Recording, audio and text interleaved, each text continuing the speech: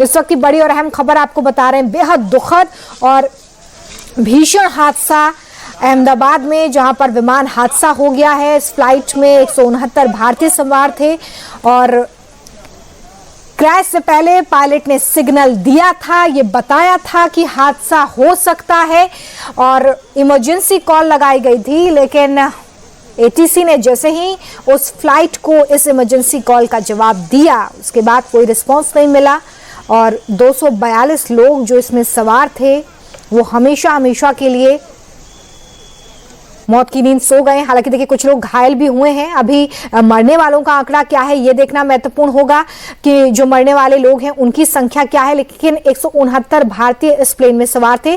DGCA की ओर से विमान हादसे के बाद विस्तार से जानकारी भी दी गई है और ये बताया गया है कि आज यानी कि 12 जून को एयर इंडिया का विमान B787 अहमदाबाद के गेटविक जा रहा था। टेक ऑफ के तुरंत बाद ही क्रैश हो गया। इस विमान में कुल 242 यात्री सवार थे, 2 पायलट्स थे, 10 क्रू मेंबर्स थे। इस एयरक्राफ्ट को कैप्टन सुमित सबरवाल चला रहे थे, जबकि उनके साथ फर्स्ट ऑफिसर क्लाइव कुंदर भी मौजूद थे। सुमित सबरवाल को अच्छा खासा प्लेन उड़ाने का अनुभव है, 8200 घंटे प्लेन उड़ाने का अनुभव उनके पास मौजूद है। इसके अलावा जो उनके फर्स्ट ऑफिसर थे, जो उनके साथी मौजूद थे इस प्लेन में, उनके पास भी 11 घंटे फ्लाइट आवर का अच्छा खासा एक्सपीरियंस था।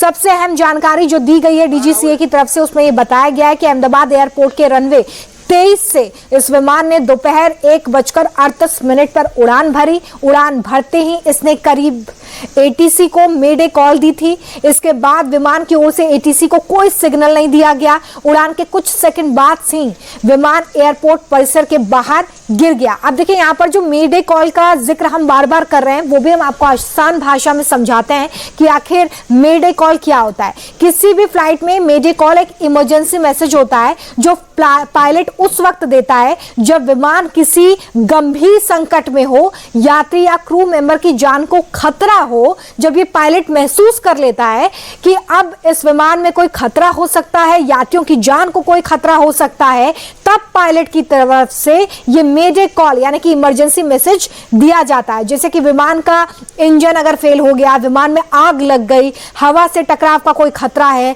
या हाईजैक जैसी कोई स्थिति बनती है, तब ये मेडे कॉल दिया जाता है। इस कॉल के जरिए कोई भी पायलट एटीसी यानी कि एयर ट्रैफिक कंट्रोल को ये मैसेज देता है कि भाई अब किसी तरह की कोई गंभीर स्थिति है। नजदीकी विमानों को भी अलर्ट किया जाता है एटीसी की तरफ से। जब ये मैसेज पायलट की तरफ से मिल जाता है, प्लेन को तुरंत मदद की जरूरत है, जाहिर तौर पे ये बताने की कोशिश पायलट की होती है और पायलट ने वो किया भी।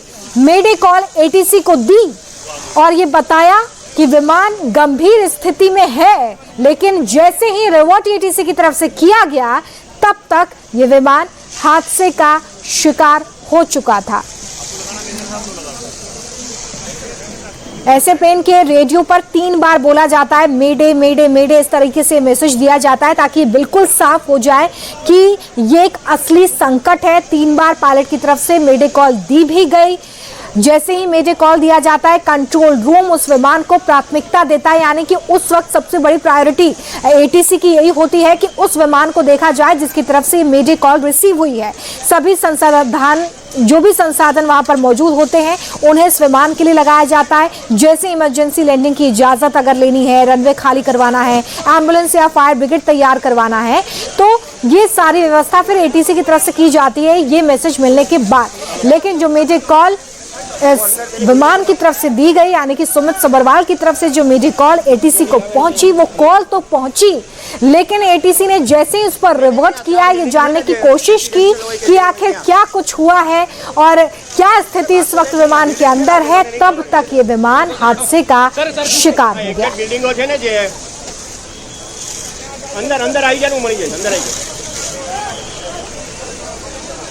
जैसे कि बड़ी और अहम खबर आपको बता रहे हैं। देखिए टेक ऑफ के 5 मिनट बाद ही विमान हादसे का शिकार हुआ। जब ये विमान हादसे का शिकार हुआ तब जमीन से उसकी ऊंचाई 625